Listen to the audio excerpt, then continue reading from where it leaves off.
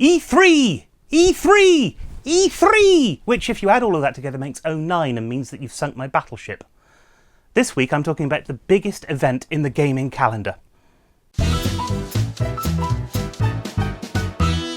If you haven't been stuck under a rock for years, then you'll no doubt have heard of E3. It's the biggest moment when all of the major games developers tell us about all of the great things that are going to be coming up over the next year. There's been much talked about Fallout 4 and Doom, for example, as well as more information released about Assassin's Creed Syndicate and the new Metroid game, which is causing a little bit of controversy. But, to start at the beginning, Microsoft have announced that the Xbox One, affectionately called by me Xbone, and I'm sure other people use that as well, will now have backwards compatibility, meaning that your old games are now playable. It's a big U-turn for the corporation because previously they said they wouldn't do this at all. And whilst it might make many fans happy, others have pointed out that many would already have sold off their old Xbox games when choosing a new console. I wonder now whether Sony will follow suit. It might seem a silly thing for them to do, since both companies have titles that are making them money simply because they're graphically updated versions of older games. One thing's for sure, this is likely to reinvigorate the second-hand gaming market at a time when consumers are still seeing their disposable income squeezed from all sides. And speaking of remakes, Final Fantasy, which is probably the most popular game of the franchise, is set to get an overhaul. And whilst this isn't the first game to have done this, the crowd reaction showed that there's still a lot of love for this game, and that fans and new players are willing to spend hours and hours grinding through this classic RPG. Bethesda seemed to have returned triumphant to the show this year with their announcement about Doom and Fallout 4. They're both massive fan favourites and have massive, massive followings. Doom seems to really taken on a challenge of delivering something new, and this time around, enemies are going to be they're going to have a better AI. They're going to be able to move around the environment at their own of their own free will. Apparently, no two people are going to play through the game in the same way, which is great for gamers.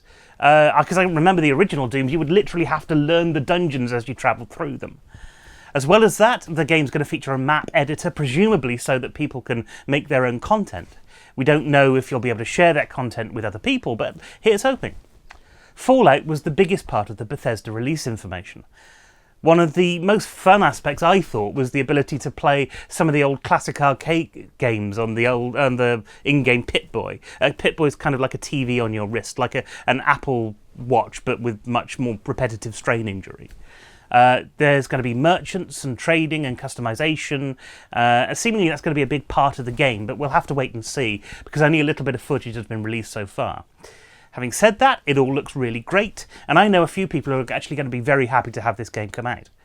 Customization was a big thing over at Nintendo as well, when a whole new maker is being released for Super Mario. So you can make your own Mario platform games, and this is something that I would have loved to get my hands on as a kid. I was obsessed with Mario for years. I still play it. I've downloaded the originals on the Wii. It looks super easy to use and super fun to do, and you can use all different sort of characters for the games, or you could use those little toy characters that you can buy. It seems like there's going to be a lot there that are going to keep people happy. Unfortunately, that seems to have been one of the few things that Nintendo have got right. There's good news about Star Fox, which is returning to the platform, although many have commented in the lack of online play. Personally, I don't think that this is actually much of a problem. I mean, not every game needs to have an online component. They've also come under some scrutiny for the new Metroid game, which updates the classic side-scroller into a four-person co-op 3D shooter. In fact, so passionate about the game are fans of the original that an online petition has already sprung up, asking Nintendo to rethink and develop a Metroid game including Samus, who was the original queen of video games.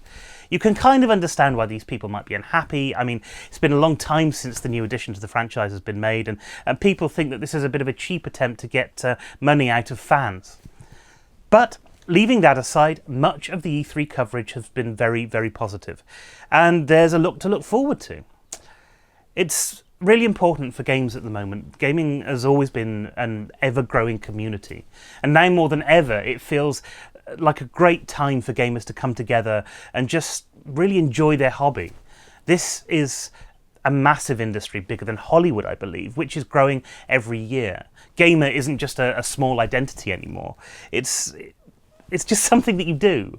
I mean, everybody games in one way or another. It's not a subculture. It's just part of who we are. It's like moviegoer or reader. That's what makes this thing a really big news. That's my opinion anyway. You can let me know yours by leaving a comment below. You can also like, share and subscribe, as well as finding us on Twitter at @BurntPapyrus and @Steve_Mellor, or on Facebook /BurntPapyrus. Keep playing those games, folks, and next week I will be having an opinion about shaving and why it's a real pain.